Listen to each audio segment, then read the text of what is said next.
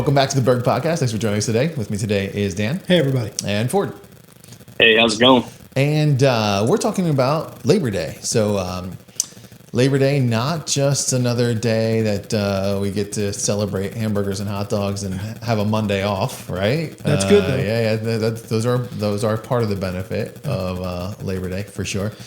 But talking a little bit about what Labor Day means, especially meant, and like if there's an impact to what it means moving forward as sort of some of the workforce. Yeah, so this was a topic Ford wanted to talk about. So Ford, you want to jump in with what was your thinking when we was starting this topic to talk about Labor Day and the angle you're coming from? Well, I know we're a little late on the game, but it actually hit me on Labor Day how the transition has happened, like what Labor Day started as, and now with AI and the computer systems and all the automation, how people in the service industry and the trades, like it's all, is it going to transition what the, holiday means because the group of people that are actually doing things continues to be reduced year by year. Right, and I guess your thinking being in the initial stages when they set up Labor Day, it was celebrating the fact that so much of the work population, so much of our population was actually doing labor-intensive work in one way or another, whether it be factory workers or construction workers or utility workers or any number of the sectors that were doing it, service workers, all of them. And I don't want to leave anybody out, but in other words, the reality was if you weren't working was almost synonymous with labor. Like the terms were interchangeable. You were laboring, you were working. And I think Ford's point was that as more and more is developed and computers and everything else have been able to assist us to do stuff in terms of fabrication, construction, manufacturing, that there are less people laboring and more people who are working through the use of technology. And so does that change the holiday, and does that change who we're celebrating? Is that sort of what you're thinking for? Yeah, I mean, there's been a lot of hype recently on the AI thing about what it'll do, in the automation of things and different stuff. And it just kind of thought to me is like, the people that still turn wrenches, that still labor are reduced. I mean, we always talk about workforce, and that people are always in need of more good team members because the group of people that are still doing this type of work continue to shrink day by day. And so is it almost going to transition what Labor Day means from what it was started as to celebrating the people that still get stuff done? What's the origin of Labor Day? I feel like this is something we probably should have researched, which we all know wouldn't have been organized. Let's check with AI real quick. We're going to have to use AI to check with this. I do not know when it started. I was curious, like what the original. I mean, I know what we believe it has meant, but I was curious, like what was the original driver of Labor Day? Was it? I'm assuming blue collar manufacturing. Was it? The trades, skilled trades, but like the actual origin of the celebration of Labor Day and the labor force, because I think that's got to be part of it, right? If we start talking about like how does AI change it, it might not be as impactful as you might think from who we're celebrating, who we're talking about, what we're trying to commemorate. Does that make sense? No, it does make sense. I mean, people are still working, right? Yeah. We don't want to be judgmental about what work is, right. But I think that we would not be being honest to its origins if we didn't say that the suggestion initially was that Labor Day was called Labor Day because it was celebrating the labor force. And the labor force labored at that point because there was no other real option. Yeah. Basically, everybody was back when you were professional. I think, did you look it up for it? Is it? Of course, I looked it up real quick. I mean, it was back to... the show, one of Dan's favorite shows, The Men Who Made America, and it was actually started based on my 3-minute internet search, but to when the labor movement started to fight back against some of those companies. That was the origination. So kind of like labor rights, right? The same thing, 19th century. Yeah, 19th century labor rights. Fair working conditions, fair pay, things of that nature, right? Okay. Right. Yeah. So. That makes it, I think, more interesting in my mind, potentially, because as the workforce has shifted a lot to what does it look like to actually work somewhere? And still traditionally in the trades and in manufacturing, you've still got to be in person. There is no remoting into this job. There's no Teams meeting that gets that job done. But when you talk about the labor force in general and working conditions, that's changed a lot for some people, right? Yeah. I mean, if you think and about some of the struggle, Brian, that's occurred lately, like if you're going to talk labor union, right? Some of the struggle has been with that the gig commerce and Uber and Lyft and all that. Like, how do they represent themselves and how do they band together, not against a common, I don't want to say enemy, but that's the way that labor unions initially were going. Right, that's the way it was presented. Yeah. But so many of these holidays, and I would say I don't want to take off the rails, but I love to, is that you get far away from a holiday and you do lose track of why the holiday was started. And actually, Mara had this project, and she had to make up something that was not true to make a myth about somebody. So she had Andrew Jackson, and so she changed a couple things, and then she had to explain why she changed it. But I'm sort of have that in my head where, like, Mother's Day, like, who would say you shouldn't celebrate Mother's Day? Sure. Right? Yeah. But Mother's Day is a construct that's relatively recent, and there was like a lady name was like Jarvis was a lady who like started it. Okay. You know what I mean? And similar with Labor Day, you'd say like, oh, Labor Day is to celebrate labor, but really it appears in Ford and I's quick 3-second research from AI that it's based off of labor unions. Yeah. And then wanting to popularize it so that they could identify themselves and give themselves some credence in a movement to try and protect the workers, even in its best state. Right. Yeah. And so then it becomes a question of, okay, are we even on task with what we're saying, that we want it to be? We're being exclusive about it to say that the Labor Day should celebrate people who are laboring, when really it's just meant to celebrate the people who are working for someone else. Right. It's actually kind of funny, so a day to celebrate labor, the workforce's rights to fair treatment, essentially. And so what do we do? We're like, we'll give you a day off. We'll give you you deserve at least one. Yeah, we'll give you this one. Yeah, you can have that one off. Yeah. Well, according to my in-depth crack research, they had parades and stuff. So literally, I guess they just took the day off. And so I'm wondering if at some point they just didn't give the day off versus having to fight that issue of people not showing up. Yeah. That was the origin was like a walkout, essentially, like a strike of sorts. Basically, yeah. Like, hey, we're not coming to work today. We're celebrating us. It said a machinist and a carpenter came up with the idea for the parade for it. If AI is delivering us the same results, that's what it said. Okay. So and I'm not even going to go further off because I'm not getting to Columbus Indigenous Peoples Day, which could get some traction at Help Berg, or Help at Berg or whatever it is. Info at Berg. What is Info it? At Berg. Yeah. Info at Berg.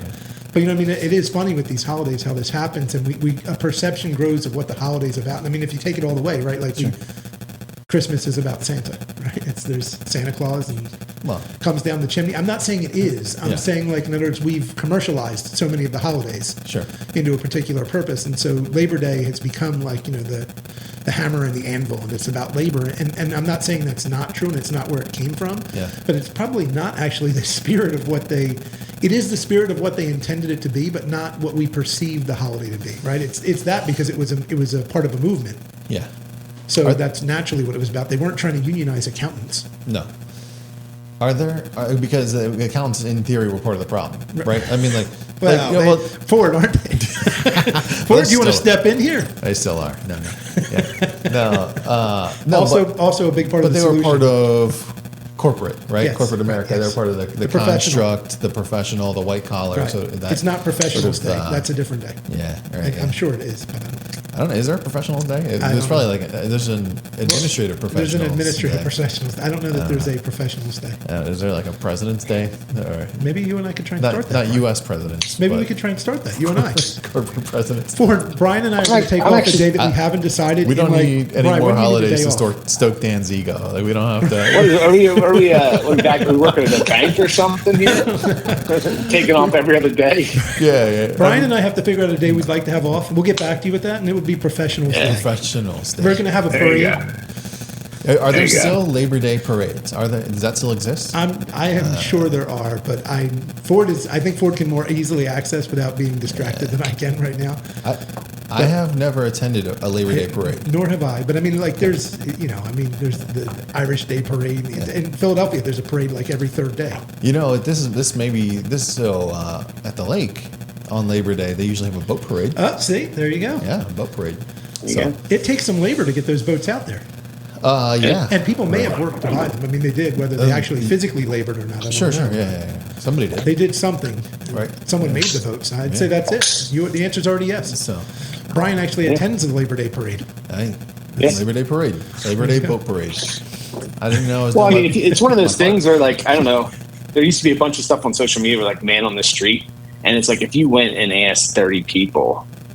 I mean, like, the three of us didn't know what it was. Right. So, it's like, oh, so it's it's beginning of the solstice season. It's last time to have fireworks and hot dogs with hamburgers. Like, it really lost all of those origins. That's kind of what I think Dan's point was. Yeah. But I'm just wondering, like, does this become more of like a call or like a cry, like the the people that are in the trades and stuff? Do they take this day more personally going forward because of what they do to keep things moving? The guys that work at the wastewater plants and the guys that work in the sewer treatment facilities. Like, does it start to actually have more meaning again than it used to for a while, because it was just kind of become an arbitrary day off that everybody got just because it was a nationally recognized holiday? Right, like because the government did us a favor, right? Like they just Right.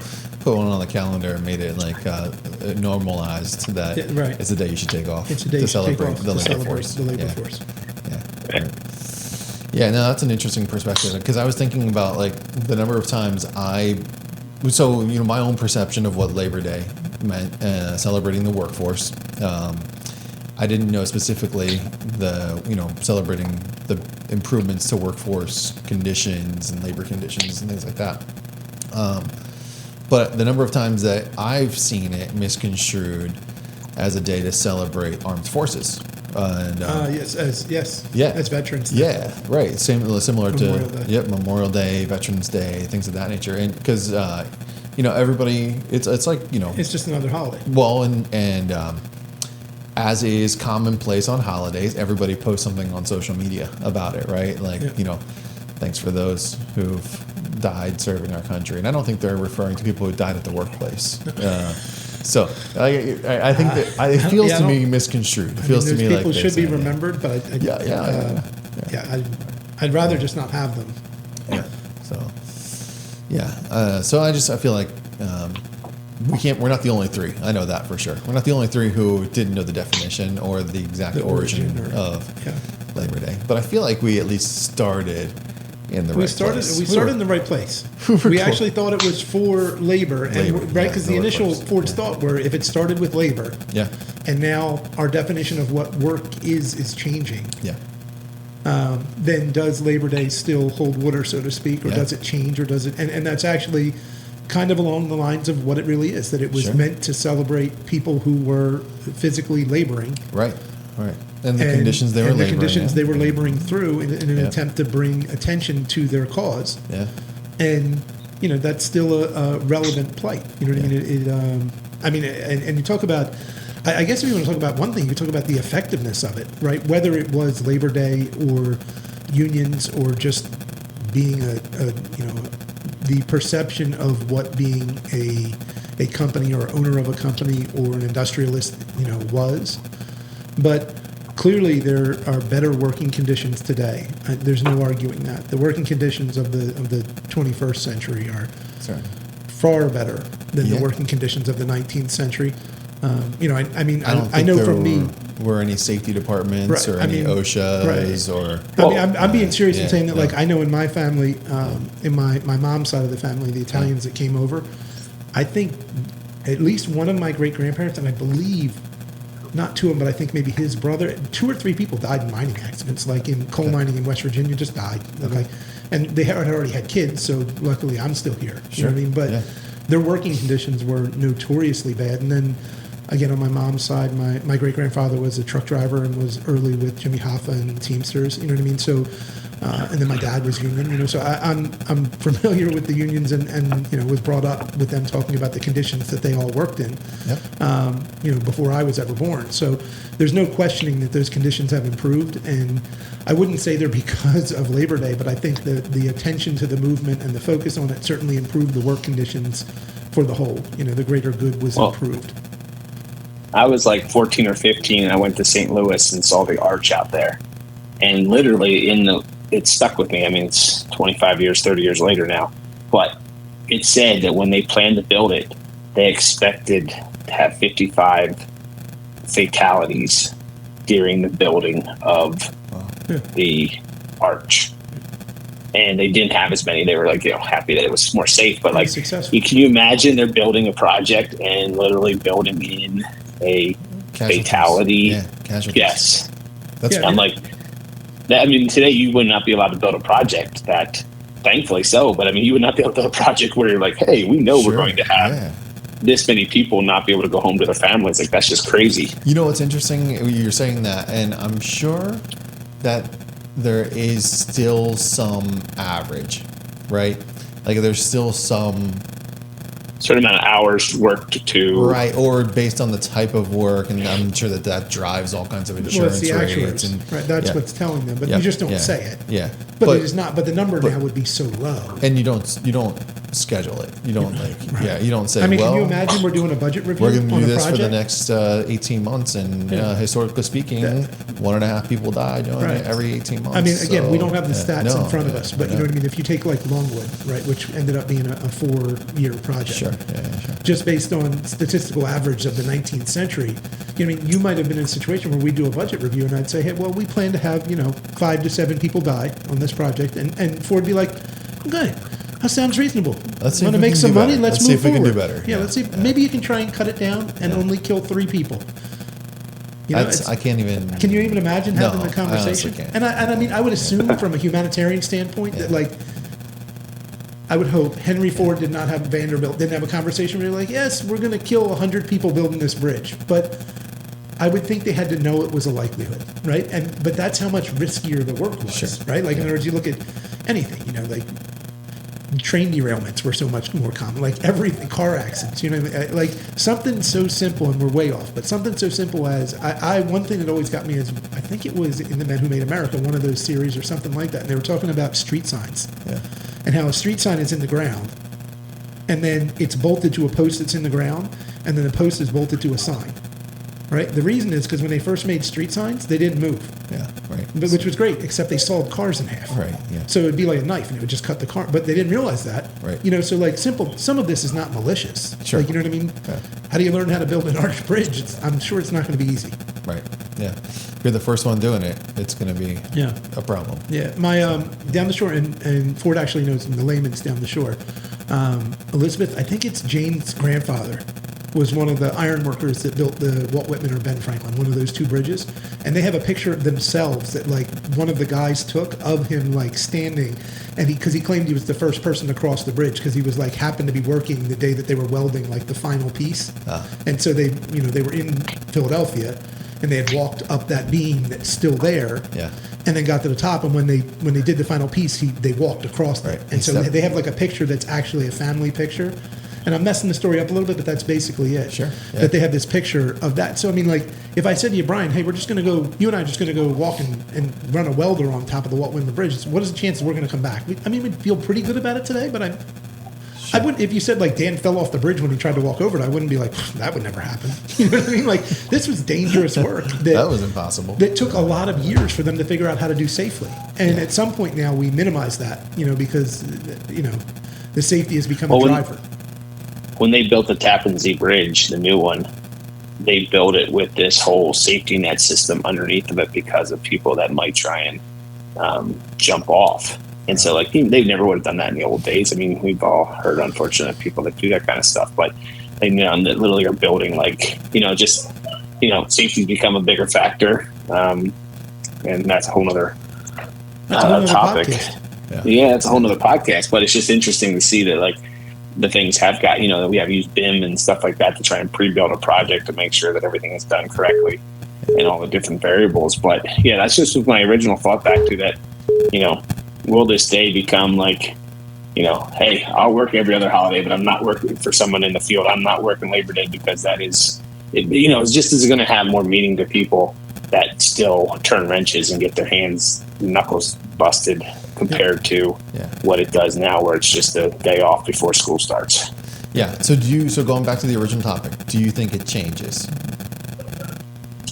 We know that like construction is like a subculture or like almost a little bit countercultural to certain things. Yeah. Some people that work in it, they love that they're, wearing their muddy boots, and it's a badge, right? It's a badge of honor that their shirts are dirty and, that kind of stuff in all the trades. And I think that it could become one. You have to but the hat that we used to have in the dirty hands, clean money. Like there is definitely like an undercurrent of people that are really proud that they do jobs that are still labor intensive in comparison to, the regular culture. Yeah, and it could become a calling card of that group to some extent, right? Right. Yeah, no, right. I agree. Yeah. Well, there it is, Labor Day. We all learned something, and if AI is correct, that's assuming if it's factual. That's assuming that we didn't fact check the sources, but it's assuming that the sources gave us accurate enough information via the Google search. So, but assuming that, we definitely learned something, and it's a good place to wrap it up. So, thanks for joining us today, folks. We hope you got something from this, and we hope you come back for another episode.